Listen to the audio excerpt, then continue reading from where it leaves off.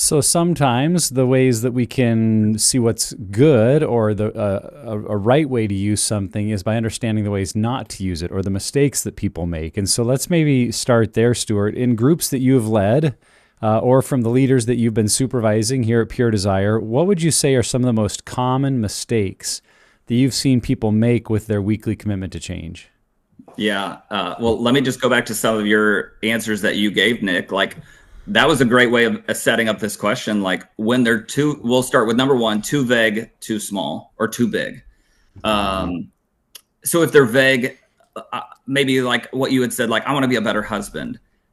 Well, that's great. That's honorable. It's noble. But is it measurable? Like, what specifically does that look like? Or if it's too big, I would say something.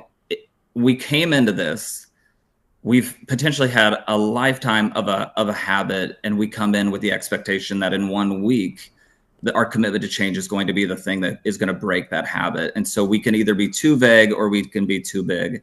I would say focusing on perfection and not progress is another one.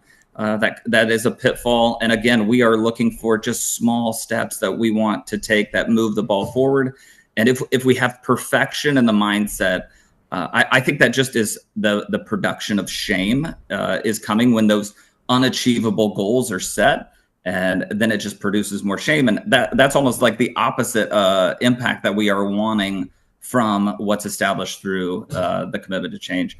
And the last one I would say, and there are many others, but I'll just give you a top three, is if the commitment to change has very little or nothing to do with your overall goal for why you are in a Seven Pillars group or a Betrayal and Beyond group or whatever Pure Desire or any group that you want to do when you're setting a commitment to change. If it lacks that is ultimately moving you towards what you are wanting to have, whether that's freedom, honesty, just healing in your marriage, if the goal does not aim you directly at that, you're missing the mark. Yeah, I think some of the things I've seen is when guys will have the same commitment to change week after week after, and it's like, and it usually tends to be in what we would call the spiritual realm of like, I want to read my Bible more. I want to pray more. And every week they're going to read their Bible more. And it's been for like 3 months. And well, actually, it wouldn't be 3 months if it was my group because I would call them out before that. But that tendency of just, well, that's the right thing to do. You know, I should read my Bible more, and that's probably the answer. And yes, that's good. We should all, and we would all benefit from reading our Bible more. But back to what you said, Stuart, like, is it really the most significant thing in terms of my recovery plan? One of the questions I always ask myself, and I think it's in the curriculum somewhere, but saying like, what is the most important thing you need to do this week to stay in restoration and to avoid relapse?